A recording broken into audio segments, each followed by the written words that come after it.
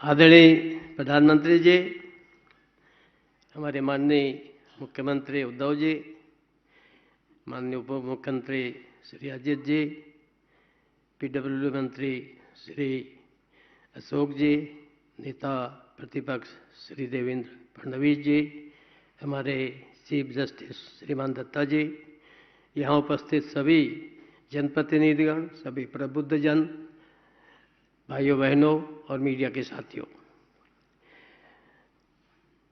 आज़ादी के अमृत महोत्सव पर सिंधु सागर और बाण गंगा के तट पर अवस्थित इस राजभवन में आज जलभूषण और ऐतिहासिक बंकर में महाराष्ट्र के क्रांतिवीरों को समर्पित क्रांति गाथा के लोकार्पण के अवसर पर आप सबका मैं अभिनंदन करता हूं, स्वागत करता हूं। आदरणीय प्रधानमंत्री जी, इस छोटे से कार्यक्रम के लिए लोग मुझे कह भी रहे थे कि प्रधानमंत्री जी आएंगे भी क्या। आपने सहमति दी, ये आपका अपने सहयोगियों के प्रति स्नेह और उन पर विश्वास का परिणाम है। मैं आपको इसके लिए बहुत बहुत आभार प्रकट करता हूं। मैं इस काम में हमारे मुख्यमंत्री जी, विशेष करके हमारे उप मुख्यमंत्री जी और लोक निर्माण मंत्री जी, जिन्होंने समय समय पर बड़ा सक्रिय रूप से सहयोग दिया, इसके कारण से इस समय पर संपन्न हुआ, मैं उनका भी आभार प्रकट करता हूं। मैं अपने अधिकारी विशेष करके मनोज सोनिक, जो यहाँ के एसीएस हैं, जब उन्होंने देखा कुछ देर हो रही है, प्रधानमंत्री आने वाले हैं, तो जाने कहां से फौज इकट्ठा करके कर्मचारी, अधिकारी, ऐसे सारे लोगों को इकट्ठा करके समय पर पूरा करने में बड़ा सहयोग दिया। उनको और उनके सभी सहयोगी अधिकारियों, इंजीनियरों को भी मैं धन्यवाद देता हूं। मैं विशेष करके अपने जो मजदूर हैं, आप जानते हैं कि हमारे प्रधानमंत्री जी का एक प्रमुख प्रार्थना है, अब अक्सर पहले अपने भाषण में वो बोलते थे, वैष्णव जन तो तेने कहिए जो पीर पराई जाने रे।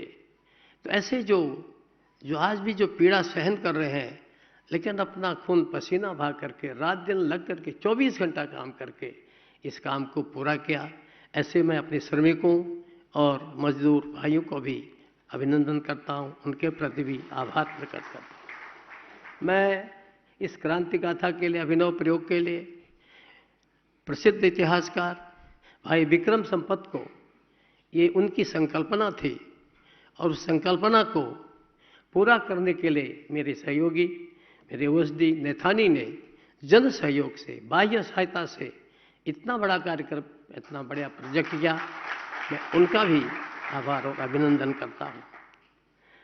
मैं इस प्राचीन मंदिर को एक अच्छा स्वरूप देने के लिए भी विशेष करके जन सहयोग से, बाह्य सहायता से हमारे नैथानी ने प्रयोग किया, उसके लिए भी उन्हें धन्यवाद है। अभी हम सब लोग शीघ्र ही यहाँ पर जन सहयोग से 500 किलोवाट की solar water power, green hydrogen, ये नया प्रयोग कर रहे हैं। मुझे लगता है कि प्रधानमंत्री जी के आशीर्वाद से वो भी सफल होगा। राजभवन में प्रतिदिन 100 से भी अधिक आगंतुक आते हैं। यहाँ पर देश विदेश से, विदेशों के भी राज्याध्यक्ष, प्रधानमंत्री और एम्बेसडर और कंसल जनरल तो अक्सर लगभग हर हफ्ते ही आते रहते हैं, और उन लोगों को उत्सुकता रहती है देखने की राजभवन को, इसके माध्यम से प्रदेश को जानने की उनकी उत्सुकता रहती है। और ऐसे में उनके लिए जहाँ ये हमारा क्रांति गाथा गैलरी प्रेरणादायी होगी, वहीं यहाँ पर पहले मोर पलते थे। एक दिन मेरे पीआरओ ने कहा, सर यहाँ मोर थे, यहाँ कुत्ते आते हैं, बिल्ली आते हैं, सब खा गए। तो मुझे बड़ा कष्ट हुआ। तो मैंने यहाँ के चहल साहब हैं यहाँ, मैंने कहा कि भाई ये सब आखिर मोरों ने क्या कसूर किया है, खाई जा रहे हैं, इनको ख़त्म कर रहे हैं। और उन्होंने यहाँ से कुत्ते बिल्लियों को अच्छी जगह पर आदित्य जी पहुंचा करके, और अब मोर है, बहुत लोग आते हैं, आनंद लेते हैं। और एक प्रकार से मेरी कोशिश है कि राजभवन केवल राजभवन न रहे, ये लोक भवन रहे, यहाँ जनता आए, मेरी कोशिश है।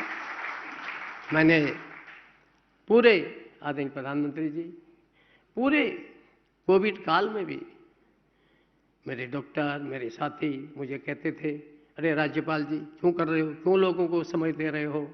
मैंने पूरे कोविड काल में, हमारे विधानसभा अध्यक्ष नरहरि जी बैठे हैं, उस कोविड काल में भी ये अपने ट्राइबल सारे पार्टियों के एमएलए को ला करके उनकी समस्या सुलझाने के लिए और उनकी बातों को कहने के लिए मेरे पास आए। मुझे अच्छा लगा, ऐसा संवाद रहता है तो निश्चित रूप से उससे समाज आगे बढ़ता है, समस्याएं हल होती हैं। मेरी यही कोशिश है कि इसमें से हम किस प्रकार से इस राजभवन को जनोपयोगी बना सकें, ऐसी मेरी कोशिश रही है। मैं कोई बहुत काम के बारे में प्रधानमंत्री जी बोलूँगा नहीं, लेकिन यह कि एक विश्वविद्यालयों के चांसलर के नाते मैंने जब शुरू में कार्यक्रम अटेंड किए, कन्वोकेशन अटेंड किए, तो जहाँ देखा वहाँ इंग्लिश में संचालन हो रहा है, वहाँ महाराष्ट्र के राज्य वो है बिजी है, मराठी भाषी हैं, अंग्रेजी में बोल रहे हैं। तो मैंने उनसे कहा, भाई मैं मराठी समझता हूँ, थोड़ा बोलने का अभ्यास नहीं है, आप सब मराठी में संचालन करो और भाषण भी मराठी में दो। सौभाग्य से पता नहीं हमारे मुख्यमंत्री जी को कैसा लगेगा, पर प्रयास मैंने किया है। कोशिश की है कि विश्वविद्यालय में कुछ नए से नए प्रयोग हों। अपने फ्रांसीसी कंपनी डेसॉल्ट के सहयोग से एमयू करके नागपुर विश्वविद्यालय में हमारे सैनिक यंत्रों के निर्माण की शिक्षा दी जा रही है। उसके लिए डिग्री और डिप्लोमा दिए जाएंगे, बच्चों को रोजगार मिलेगा। मुंबई के विश्वविद्यालय में गोवा के विश्वविद्यालय के साथ मिलकर के समुद्री विज्ञान की पढ़ाई शुरू की गई है। और एनईपी 2020 के हिसाब से अनुसार हमारे अनेक विश्वविद्यालयों ने यूरोप और अमेरिका के विश्वविद्यालयों के साथ एमओयू किया है। अब उनके बच्चे यहाँ पढ़ेंगे, हमारे बच्चे वहाँ पढ़ेंगे, आधी पढ़ाई यहाँ, आधी पढ़ाई वहाँ, और वो डिग्री एक दूसरे के देश में दी जाएगी। इस प्रकार का प्रयास मेरी ओर से, हमारे सारे मित्रों की ओर से, मेरी ओर से क्या, हमारे जो साथ के लोग हैं उनकी ओर से किया जा रहा है। राज्यपाल महाराष्ट्र को जनजाति के विकास के लिए संविधान के अनुसार बहुत से प्रावधान किए गए हैं। उसको आप साधारण भाषा में राइट्स, अधिकार बोल सकते हैं, पर मैं कहता हूँ कुछ कर्तव्यों का प्रावधान किया गया है। मैंने कोशिश की है कि उन प्रावधानों के उपयोग से उपयोग किया जाए। उनके उपयोग से पिछले 1 वर्ष के अंदर, 1-1.5 वर्ष के अंदर 23,000 लोगों को मकान मिले। उनके मकान जो है वह रेगुलर किए गए, रेगुलराइजेशन किया गया। पहले उनके जो फॉरेस्ट संबंधी मामले होते थे, डीएम ही उनको सुनता था, वही उसका रिव्यू अधिकारी होता था। मैंने अब उसका रिव्यू अधिकारी डिविजनल कमिश्नर को कर दिया है। उससे काफ़ी लोगों को लाभ हो रहा है और मैं उसका मॉनिटरिंग भी करता हूँ, और बीच में नहीं भी करता हूँ तो नरहरि जी मेरे कान पकड़ते हैं, तो इसलिए कोशिश करता हूँ कि उनको उसका लाभ मिले। ऐसे ही उनके लोकल उत्पादन कैसे आगे बढ़े, इस दृष्टि से भी मैंने बहुत प्रयास किया कि हमारे छात्रों को बैम्बू की बनी हुई राखियाँ सारे विश्वविद्यालयों में हमारे छात्र लोग लेते हैं और उससे उनको प्रोत्साहन मिलता है। ऐसे उनका फर्नीचर और सारी चीज़ें वो आगे बढ़ें, क्योंकि बहुत स्थिति खराब है एकदम। मैं जब जाता हूँ आदिवासी क्षेत्रों में तो मुझे ऐसा लगता है कि अभी भी बहुत कुछ हमको वहाँ करना है। केंद्र सरकार कर रही है, प्रदेश सरकार कर रही है, परंतु अभी मैं बहुत कुछ करना है। मुझे लगता है कि जिस ढंग से आदरणीय प्रधानमंत्री जी प्रयास कर रहे हैं, प्रदेश सरकार भी कर रही है, उनकी समस्याएं हल होंगी। हमें ये जो बोर्ड है, डेवलपमेंट बोर्ड विकास की दृष्टि से बनाए गए थे। यदि 2 साल से डेवलपमेंट बोर्ड यहाँ बने नहीं हैं, लेकिन तो भी मैं समय समय पर थोड़ा उनकी समीक्षा करता हूँ, क्योंकि प्रावधान है संविधान में, नहीं करूँगा तो फिर वो भी मुश्किल है। लोग कहेंगे क्या क्या तुमने, तो उससे कोशिश करता हूँ। विशेष करके सिंचाई योजनाएं, हमारे आदरणीय जैन जी बैठे हैं मंत्री, इनके साथ भी बैठक हुई, ये भी बैठकों में आए, अधिकारी भी बैठक में आते हैं। लेकिन प्रदेश के अंदर 80 ऐसी योजनाएं हैं सिंचाई की जो 20 या 20 साल से ऊपर से चल रही हैं। कुछ को तो 40 साल हो गए, कुछ में 90% काम, कुछ में 70%, 75% काम, लेकिन योजना का लाभ नहीं मिल रहा है। ऐसी आधी अधूरी योजनाएं पड़ी हुई हैं। मैं, आप भी बैठे हैं, मुख्यमंत्री जी बैठे हैं, क्योंकि मैं किसान का बेटा हूं और गरीब परिवार से आता हूं। एक दिन लगता है कि अब पानी नहीं मिलता। औरंगाबाद गया था, एक दिन मैं रात रहा, लोग मुझे आकर बोले कि इतने 7 दिन बाद, 5 दिन बाद पानी मिलता है। तो मुझे लगता है कि प्रधानमंत्री जी, जब पहले शायद अरुण जेटली जी ने कहा था, मोदी है तो मुमकिन है, और मैं आज 8 साल पहले बात कहता हूं कि मोदी है तो मुमकिन है, और मोदी है मुमकिन है तो ये योजनाएं भी पूरी हों। ये मैं आपसे विनम्र प्रार्थना करता हूं, क्योंकि मेरे जैसे सामान्य आदमी को इतने बड़े राज्य की, इतने सुंदर राज्य की एक राज्य सेवक के रूप में जिम्मेदारी दी है, तो ये अगर पूरे हो जाएगा तो मैं सोचता हूँ कि एक प्रकार से आपने जो मुझे यहाँ भेजा है, यहाँ आना मेरे लिए सार्थक होगा, या मैं मानूंगा कि मेरा यहाँ आना सार्थक हुआ है।